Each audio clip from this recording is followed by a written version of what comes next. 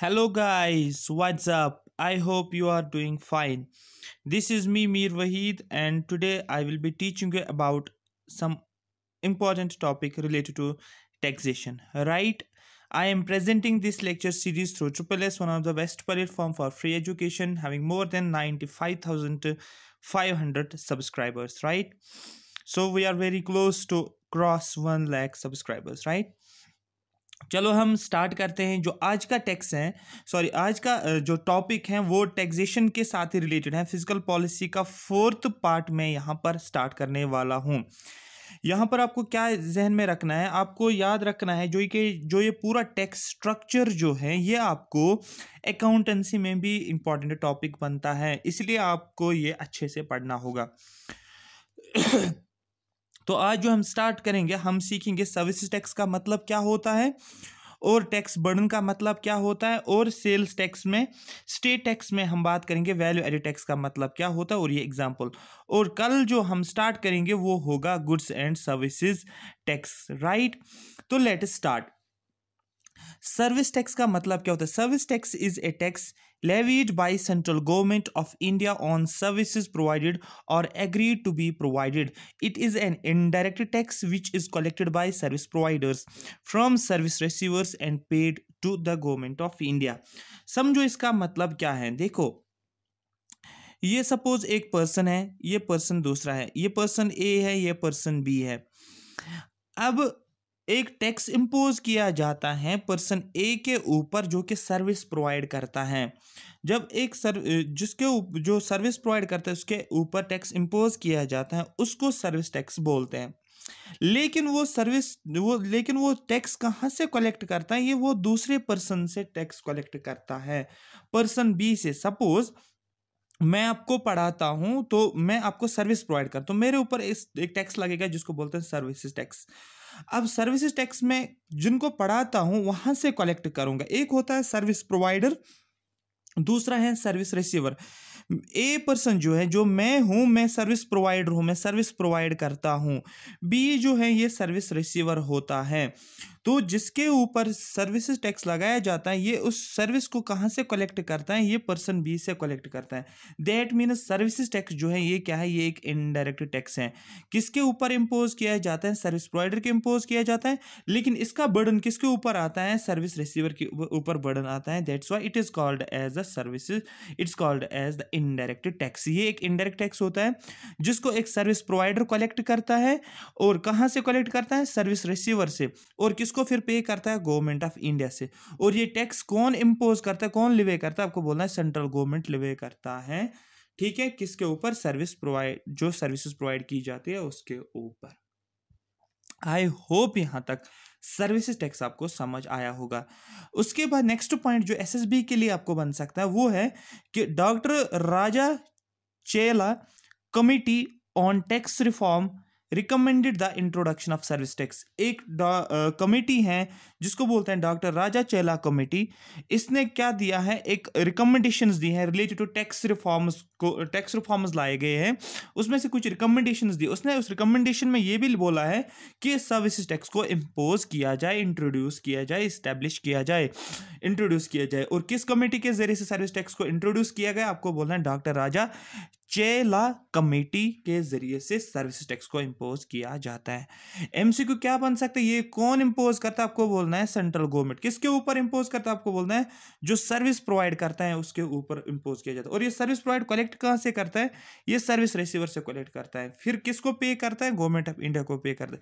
ये क्या है? ये एक इनडायरेक्ट टैक्स होता है। एक के ऊपर इसका बर्डन आता है, लेकिन वो बर्डन इम्पोज एक के ऊपर आता है, लेकिन उसका बर्डन जो है दूसरा पर्सन फेस करता है। आई होप यहां तक आपको समझ आया होगा। देखो यहां पर इस स्लाइड को अगर आप देखोगे, इसको बोलते हैं हम टैक्स बर्डन।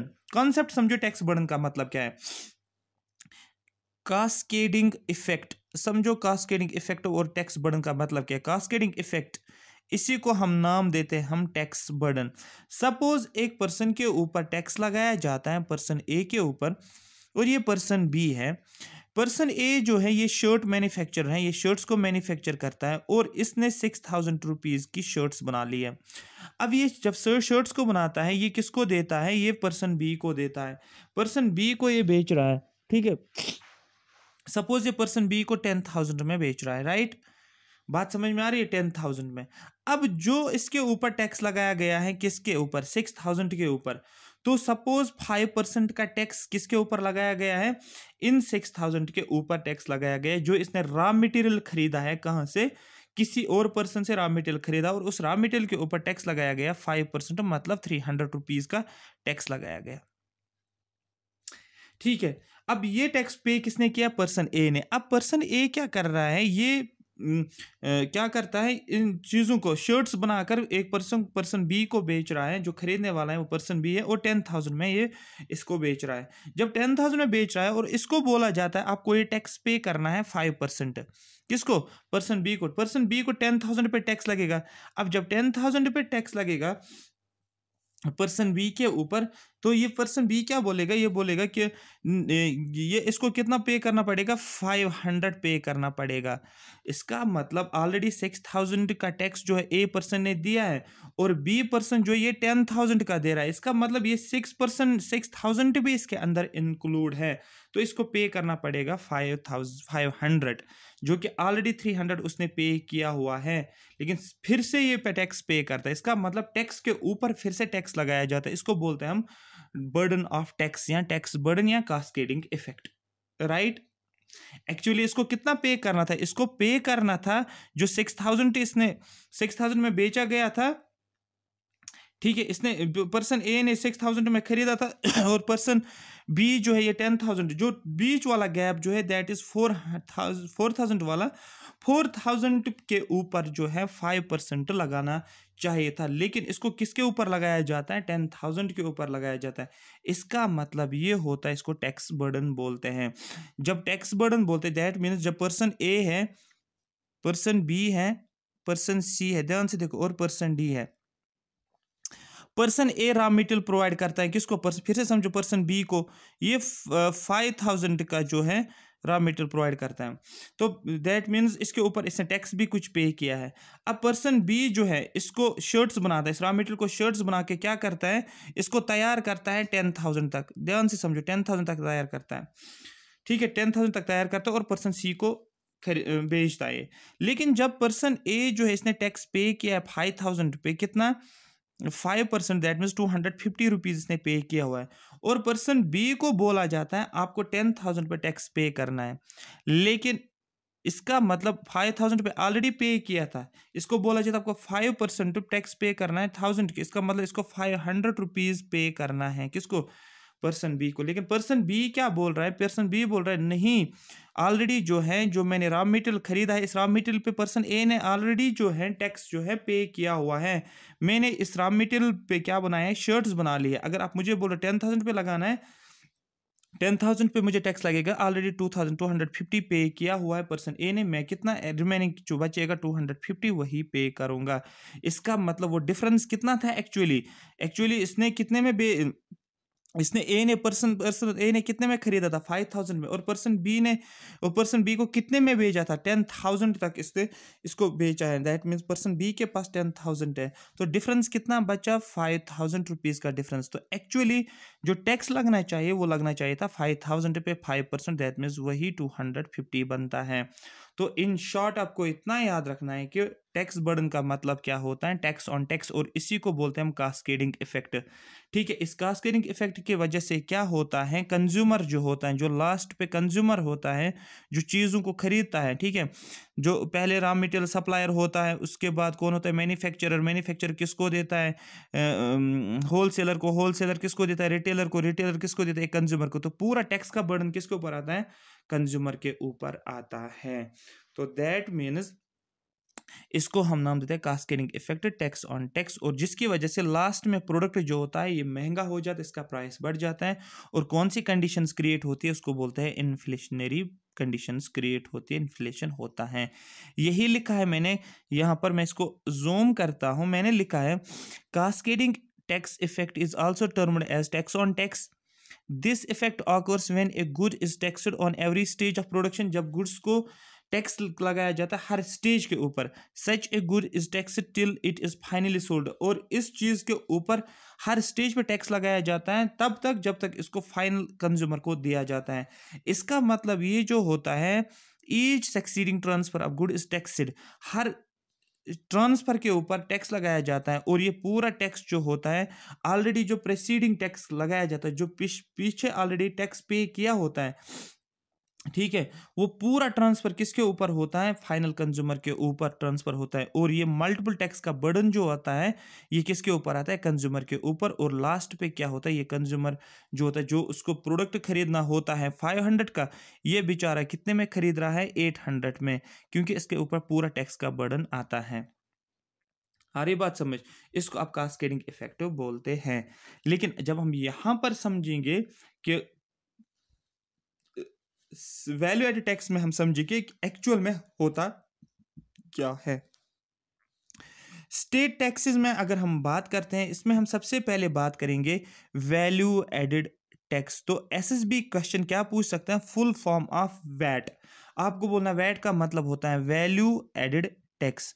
ये एक टैक्स होता है, it value tax is a tax imposed on value addition at each stage from the wholesaler to retailer to final consumer, ठीक है। So that each stage at each stage tax is paid only on the difference between the price at which it is bought and the price at which it is sold.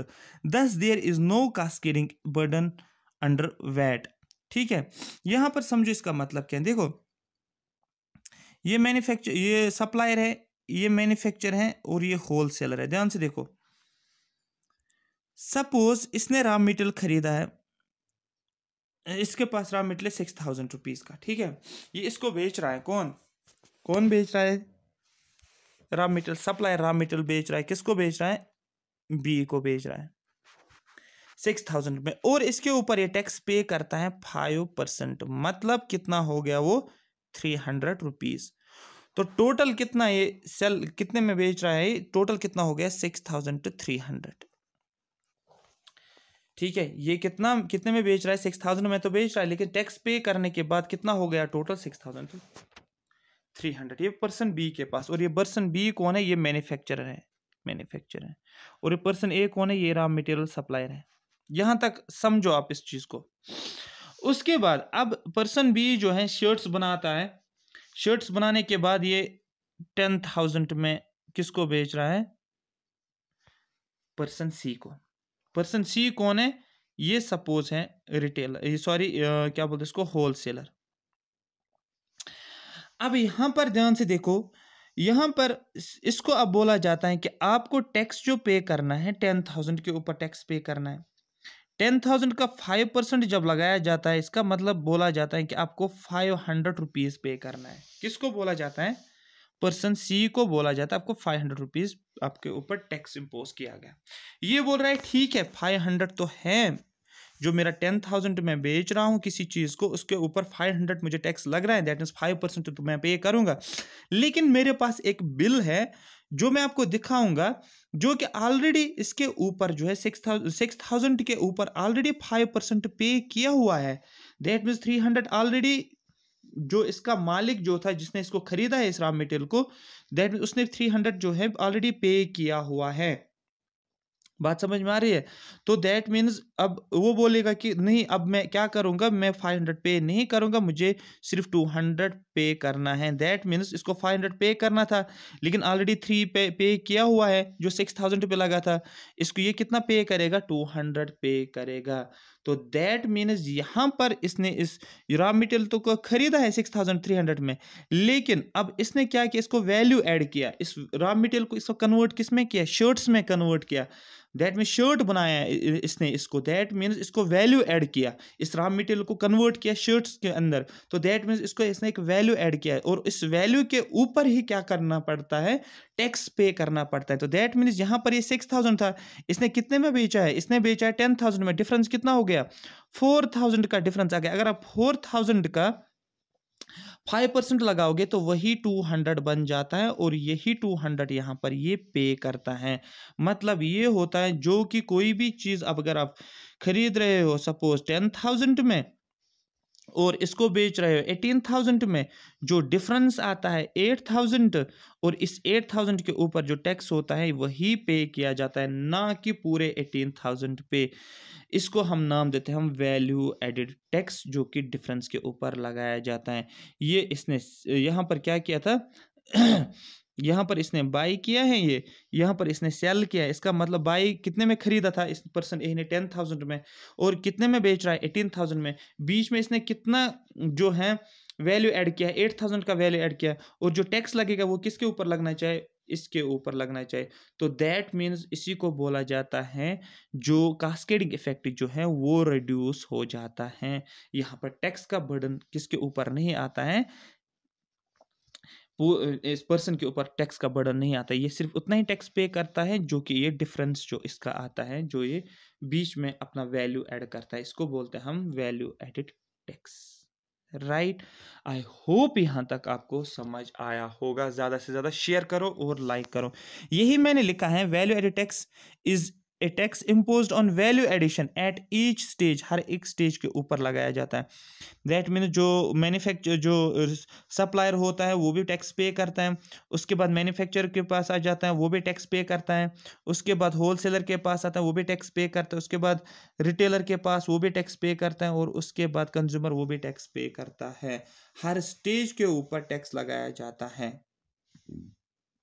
यही लिखा मैंने, wholesale. So that tax is paid only on the difference between the price at which it is bought and the price at which it is sold. So that tax किसके ऊपर लगाया जाएगा, जो कि उस प्राइस के ऊपर जो कि खरीदा गया है कोई चीज़ और फिर बेचा गया है कोई चीज़, जो उसमें इन दोनों के बीच में जो डिफरेंस आ जाएगा उसके ऊपर लगाया जाएगा। Thus there is no cascading burden, तो उसके ऊपर कास्केडिंग बर्डन नहीं होगा, मतलब टैक्स ऑन टैक्स नहीं लगेगा। किसके अंदर, वैट के अंदर। The most important virtue of VAT is that there has to be use of bills at each stage, which ensures that the tax evaded at one stage can get caught at the next stage। यहाँ पर इसका मतलब एक important point यहाँ पर ये है कि जो VAT जो है वैल्यू एडेड टैक्स है, इसका मोस्ट इंपॉर्टेंट वर्च्यू ये है कि इसमें क्या किया जाता है, बिल्स का यूज किया जाता है हर स्टेज के ऊपर, और उन बिल्स को अगर कोई किसी स्टेज पे टैक्स पे नहीं करेगा उसको जो है पकड़ा जाएगा, क्योंकि जब वो बिल शो करेगा वहाँ पर देखने को मिलेगा इसने टैक्स पे नहीं किया, तो उसको काट किया जाएगा, उसको पकड़ा जाएगा, उसके ऊपर फाइन लगाया जाएगा। तो यहाँ पर बहुत ज़्यादा मुश्किल होता है कि अगर हम टैक्स पे नहीं करेंगे, क्योंकि उसको पकड़ा जाएगा, क्योंकि बिल्स हर स्टेज पे बिल्स का यूज़ किया जाता है। आप टैक्स इवेड नहीं कर सकते। टैक्स इवेड का मतलब ये होता है कि टैक्स आप को पे करना ही करना है, आप टैक्स पे करने के बगैर आप फंस जाओगे। ठीक है, तो आप को ये पूरा जहन में रखना होता है किसके अंदर, वैल्यू एडेड टैक्स पे। ठीक है, because at each stage you have to produce bills, हर स्टेज पे आपको बिल दिखानी पड़ती है। As tax is being paid only on the difference between the price of buying and selling, और इसके अंदर क्या होता है, टैक्स पे किया जाता है बाय और सेल। सपोज किसी चीज़ को खरीदा गया 10,000 में और बेचा जाता है 12,000 में, जो बीच में डिफरेंस आता है 2,000, इस 2,000 के ही ऊपर टैक्स लगेगा, ना कि 12,000 के ऊपर। पहले 10,000 के ऊपर टैक्स तो पे किया हुआ है, अब 12,000 के ऊपर अगर टैक्स लगाया जाएगा तो दैट मीन्स वो ऑलरेडी 10,000 पे पहले किया होगा, फिर वो 10,000 इसके अंदर फिर से आ जाता। नहीं, हम ऐसा नहीं करेंगे। हम पहले 10,000 अगर पे किया है टोटल, इसका फिर कितना कमाया है इसने, 2,000 जो है लगाया एक्स्ट्रा, इसका वैल्यू ऐड किया, बन गया 12,000। 10,000 पे ऑलरेडी पे किया हुआ, हमें सिर्फ कितना पे लगाना है, क्या कितना पे करना है, 2,000 के ऊपर जो लगेगा। आई होप यहाँ तक आपको ये बात समझ में आ रही है। State level VAT introduced in India from April 2005 replaced sales tax which was existing in India for many years. जो स्टेट लेवल वैट जो होता है, जो वैट होता है, इसको इंट्रोड्यूस किया गया है कब, अप्रैल 2005 में। तो दैट मीन्स वैट को इंट्रोड्यूस किया गया है 2005 अप्रैल 2005 में, और इसने किसको रिप्लेस किया है, सेल्स टैक्स को। मतलब ये है कि 2005 से पहले पहले क्या होता था, सेल्स टैक्स होता था, लेकिन उस सेल्स टैक्स को रिप्लेस किसने किया है, आपको बोलना है स्टेट लेवल वैट ने। Thus state level VAT is nothing but sales tax, लेकिन ये स्टेट लेवल वैट क्या है, ये सेल्स टैक्स ही है, बस सिर्फ डिफरेंस कहां पर आपको देखने को मिल रहा है, the only difference being that sales tax was not based on value added, sales tax value addition पे नहीं लगाया जाता था, लेकिन अगर आप वैट को देखते हो ये किस पे लगाया जाता है, वैल्यू एडेड पे, राइट आपको ये बात समझ में आ रही होगी। तो इसका मतलब एसएसबी क्वेश्चन कैसे पूछ सकता है, तो सबसे पहले सेल्स टैक्स था, लेकिन अभी इसको क्या बोला जाता है, वैट बोला जाता है। 2005 से पहले पहले क्या होता था, तो 2005 सेल्स टैक्स लगा, 2005 के बाद क्या लगा, वैट लगा। ये जो होता था यहाँ पर कोई वैल्यू एडिशन नहीं है, लेकिन यहाँ पर टैक्स लगाया जाता है वैल्यू एडिशन के ऊपर। तो सेल्स टैक्स में क्या होता था, पूरा बर्डन किसके ऊपर आता था, कस्टमर के ऊपर आता था, ठीक है। तो पूरा बर्डन, तो चीज़ें महंगी होती थी, लेकिन वैल्यू एडिड टैक्स में क्या होता था, हर स्टेज पे हर एक पर्सन जो है टैक्स पे करता है। रॉ मटेरियल सप्लायर भी टैक्स पे करता है, फिर बाकी जो बच रहा है वो कौन पे करता है, जितना भी फिर पर्सन बीच में वैल्यू ऐड करेगा उसके ऊपर टैक्स लगाना पड़ता है, फिर बीच में ये अपना वैल्यू ऐड करेगा तो इसके ऊपर टैक्स पे करना है, ये अपना वैल्यू ऐड करेगा इसके ऊपर टैक्स पे करना है। इसी तरीके से पूरा बर्डन जो है वो शिफ्ट जो हो रहा है हर एक स्टेज के ऊपर आता है, ना कि सिर्फ एक कंज्यूमर के ऊपर आएगा पूरा बर्डन, ठीक है। यही मैंने लिखा, अगर आप ये टेबल आप देखोगे यहाँ पर, इस टेबल से आपको पूरा क्लियर हो जाएगा। देखो सेल कौन सेल करता है ये हम देखेंगे, कितने में बेच रहा है चीज़ों को, कितना टैक्स इंपोज किया जाता है, इनपुट क्रेडिट क्या होता है, टैक्स पे कितना करना पड़ता है और टोटल अमाउंट कितना हो जाता है। इनपुट टैक्स क्रेडिट मैंने आपको बोला था पिछले लेक्चर में, जो इनपुट टैक्स क्रेडिट का मतलब क्या होता है, जब आप डबल टैक्सेशन से क्या हो रहे हो, बचते हो, और पहले स्टेज में अगर किसी ने टैक्स पे किया होता है, अब दूसरे स्टेज में उस अमाउंट पे टैक्स पे नहीं किया जाता है, उसको बोलते हैं हम इनपुट टैक्स क्रेडिट। यहां पर आप समझो, देखो ये रॉ सप्लायर है, रॉ मटेरियल को सप्लाई करता है, किसको सप्लाई करता है, मैन्युफैक्चरर को सप्लाई करता है। अब कितने में बेच रहा है इसको, मैन्युफैक्चरर को 6000 में, और ये कितना, जो ये रॉ मटेरियल सप्लायर जो है, ये जो है रॉ मटेरियल को सप्लाई करता है, क्लोथ मतलब समझो, क्लोथ को सप्लाई करता है 6000 में। अब इसके ऊपर कितना टैक्स पे करता है, ये इसको कितना टैक्स इंपोज होता है, ये बोल रहा है कि 5%, सपोज मैं बोल रहा हूँ 5%, और 6000 का 5% जो होता है वो 300, तो इसके ऊपर टैक्स इंपोज होता है 300। इसके ये इनपुट टैक्स क्रेडिट एंजॉय करता है नहीं, टैक्स ये इनपुट टैक्स क्रेडिट को एंजॉय नहीं करेगा। ऐसा क्यों है, क्योंकि ये पहला सप्लायर है ना, ये फर्स्ट सप्लायर है। जब फर्स्ट सप्लायर जो होता है वो tax credit, tax input credit जो होता है, इनपुट टैक्स क्रेडिट जो होता है उसको एंजॉय नहीं करता, जितना इसके ऊपर टैक्स इंपोज किया जाता है उतना तो उसको पे करना ही पड़ेगा। तो दैट मीन्स इसको अब कितना टैक्स पे करना पड़ेगा, 300, जो इसके ऊपर इंपोज किया जाता है उतना ही ये पे करता है, क्योंकि यहाँ पर टैक्स क्रेडिट नहीं मिल रहा है इसको, इनपुट टैक्स क्रेडिट। तो टोटल कितना हो गया, 6300। नेक्स्ट, अब मैन्युफैक्चरर इसको क्या करता है, 6000, तो 6000 में तो खरीदा है मैन्युफैक्चरर ने, अब मैन्युफैक्चरर क्या करता है, ये अब बेच रहा है इसको, किसको, जो रॉ मटेरियल इसने खरीदा है, इन रॉ मटेरियल को अब क्या कर रहा है, ये अब शर्ट्स में कन्वर्ट करता है। इसका मतलब ये पहले रॉ मटेरियल था, क्लोथ था, अब इन क्लोथ्स को इसने क्या बनाया, शर्ट्स को बनाया। इसका मतलब इसने वैल्यू इसको ऐड किया है, दैट मीन्स शर्ट्स में कन्वर्ट किया है, इसको बोलता है वैल्यू ऐड करना। और ये इन शर्ट्स को कितने में बेच रहा है, 10,000 रुपीज़ में बेच रहा है। जब शर्ट्स को 10,000 रुपीज़ में बेच रहा है, दैट मीन्स इसको बोला जाता है अब आपको ऊपर टैक्स इंपोज किया गया है 5%, इसको भी 5% लगेगा। हर स्टेज पे सेम टैक्स रेट है, तो इसको भी 5%, वैल्यू एडिड तो 5% है, सपोज मैं बोल रहा हूँ वैल्यू एडिड, इसको 5% लगाया गया। जब ये 5% निकाल रहा है तो दैट मीन्स 10,000 का 5% हो गया 500, तो दैट मीन्स इसको टैक्स इंपोज कितना होता है, 500, किसके ऊपर, 10,000 के ऊपर।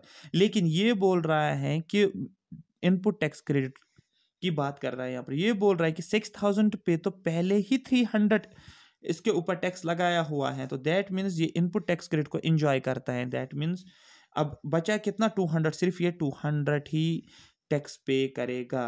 तो टोटल कितना हो गया, 10,000 प्लस 500 कितना हो गया, 10,500। लेकिन एक्चुअल में कितना टैक्स पे करता है, 200 पे करता है। लेकिन और अगर आप देखोगे भी रियलिटी में ये इसको इतना ही पे करना होता है, क्योंकि पहले में इसने कितने में खरीदा होता है, 6000 में, कितने में बेच रहा है, 10,000 में बेच रहा है, लेकिन बीच में कितना हो गया, 4,000, और 4,000 का जब आप 5% निकाल रहे हो तो वही बन जाता है 200। तो दैट मीन्स देखो, जो बाई किया होता है उसने 6000 में, बेचा सेल किया होता है 10,000 में, बीच में जो डिफरेंस होता है, जो वैल्यू एडिशन है 4,000 है, और इस 4,000 का ही 4,000 के ऊपर ही टैक्स लगाया जाता है, इसी को बोलते हैं वैल्यू एडिड टैक्स। अब देखो मैन्युफैक्चरर ने क्या किया है, अब ये होलसेलर जो होता है, होलसेल मैन्युफैक्चरर ने किसको बेचा, होलसेलर में। अब होलसेलर क्या करता है, ये रिटेलर को बेच रहा है। देखो होलसेलर ने कितने में खरीदा था, होलसेलर में खरीदा था सपोज 10,000 में, ठीक है, खरीदा था 10,000 में। अब होलसेलर किसको बेच रहा है, रिटेलर को, लेकिन कितने में, 16,000 में। लेकिन इसका मतलब इसके ऊपर फिर टैक्स कितना इंपोज हो जाएगा, 5% के हिसाब से, किसके ऊपर, होलसेलर के ऊपर। लेकिन जब 5% निकाल रहे हैं तो किसका, 16,000 का, तो ये 800 हो गया, तो इसको कितना टैक्स इंपोज होता है, 800। लेकिन ये बोल रहा है कि टैक्स, इनपुट टैक्स क्रेडिट को एंजॉय करा, ये बोल रहा है नहीं 10,000 पे तो पहले ही 500 जो है पे किया है, तो दैट मीन बचा कितना, 300 ही ये पे करेगा। तो दैट मीन जब आप देखते हो यहाँ पर 10,000 था और 16,000 है, बीच में डिफरेंस 6,000 का बन गया, तो टैक्स कितने पे लगना चाहिए, 6,000 के ऊपर, तो 6,000 का 5% क्या होता है, वही 300 होता है। तो एक्चुअली इसको बोला जाता है आपको टैक्स 800 पे करना है, लेकिन ये कितना पे करता है, ये रियलिटी में 300 ही पे करता है, क्योंकि ये बोल रहा है ये किसको एंजॉय करता है, इनपुट टैक्स क्रेडिट को। यहाँ पर इसको बोला जाता है आपको 500 पे करना है, लेकिन यहाँ पर क्या बोला जाता है, ये एक्चुअल में 200 ही पे करता है। क्यों, क्योंकि यहाँ पर ये 300 इनपुट टैक्स क्रेडिट, तो ये कोई इनपुट टैक्स क्रेडिट कैसे ट्रांसफर होता है, ऐसे, ऐसे और ऐसे। फिर रिटेलर, रिटेलर किसको बेचता है, कंज्यूमर को या कस्टमर को। रिटेलर बेच रहा है 20,000 का, तो जब 20,000 के ऊपर इसको 5% लगाया जाता है, वो बन जाता है 1,000 रुपीज़। लेकिन ये क्या बोल रहा है, ये बोल रहा है इन 800 जो है ये किसको एंजॉय करता है, इनपुट टैक्स क्रेडिट को। तो दैट मीन्स 1,000 लगाया गया था, 800 इनपुट टैक्स क्रेडिट को एंजॉय करता है, तो एक्चुअली में कितना ये पे करेगा, 200 रुपीज़ को ही पे करेगा। तो दैट मीन्स 500 जो 200 जो है पे करेगा यहाँ पर। तो यहाँ पर टोटल जो आ जाएगा, टोटल टैक्स की अगर हम बात करेंगे वो कितना है, 300 200 300 200, दैट मीन्स 325 रुपीज़ का टैक्स जो है वो पे करना पड़ता है। कहाँ से, रॉ मटेरियल से कंज्यूमर के ऊपर। तो एक्चुअली अगर आप देखोगे यहाँ पर एक्चुअली कंज्यूमर कितना, एक्चुअली इसको कितना टैक्स पे करना था, किसको, रॉ मटेरियल सप्लायर को 300, तो ये 300 ही टैक्स पे करता है, क्योंकि इसमें कोई इनपुट टैक्स क्रेडिट नहीं है। जब मैन्युफैक्चरर की बात आती है उसको 500 टैक्स पे करना है, लेकिन ये कितना पे कर रहा है, 200 ही पे कर रहा है, क्योंकि 300 इनपुट टैक्स क्रेडिट इंजॉय करता है जो ऑलरेडी पे किया हुआ है। इसका मतलब देखो टैक्स का बर्डन क्या हो रहा है, कम होता जा रहा है। इसको सिर्फ उतने पे ही टैक्स पे करता है जितना ये क्या करता है, अपना वैल्यू ऐड करता है। ठीक है, यहाँ पर इसने 300 रुपीज़ का वैल्यू ऐड किया तो 300 ही पे, 200 रुपीज़ का इसको टैक्स पे करना पड़ता है, क्योंकि जो डिफरेंस होता है 6,000 और 10,000 का, 4,000 जो आ रहा है बीच में, उसका 200 जो आ रहा है ये टैक्स इसको पे करना है। उसके बाद इसको एक्चुअली कितना पे करना है, 8,000 पे करना होता है 16,000 के ऊपर, लेकिन एक्चुअली ये कितना पे करता है, 300, क्योंकि 500 जो है इनपुट टैक्स क्रेडिट करता है। लेकिन जब कस्टमर जो होता है, जो हम होते हैं कंज्यूमर, कितना पे करना पड़ता है मुझे, 1,000 रुपीज़, लेकिन एक्चुअली मैं कितना पे करता हूँ, 200, क्योंकि 800 जो है उसको इनपुट टैक्स क्रेडिट इंजॉय किया जाता है। तो टोटल जब आप देखते हैं 1,000 रुपीज़ जो है एक्चुअली टैक्स पे किया जाता है, लेकिन हर एक स्टेज पे। इसी को हम नाम देते हैं हम value added tax. I hope यहाँ तक आपको समझ आया होगा। कल इंशाल्लाह हम वैट की बात, कल इंशाल्लाह हम इस डायग्राम को समझेंगे, इसका मतलब क्या होता है, और हम स्टार्ट करेंगे गुड्स एंड सर्विस टैक्स का एक बैकग्राउंड जानेंगे हम, जहाँ से क्वेश्चन बनेगा, इसलिए बैकग्राउंड पढ़ना पड़ेगा। इसके इंपॉर्टेंस क्या है, मेरिट्स और डिमेरिट्स, साइलेंट फीचर्स क्या हैं किसके, जीएसटी के, गुड्स एंड सर्विस टैक्स के, और क्रिटिकल एवेल्युएशन आपको नहीं पढ़ना है, लेकिन इन दो में से क्वेश्चन आपका बन सकता है। I hope you are getting me. So ज़्यादा से ज़्यादा शेयर करो, ज़्यादा से ज़्यादा लाइक करो, और ज़्यादा से ज़्यादा सब्सक्राइबर्स को बढ़ाओ, क्योंकि हम बहुत क्लोज हैं, 1 लाख के नज़दीक है। ठीक है, आई होप आपको ये समझ आया होगा। Thank you so much for watching.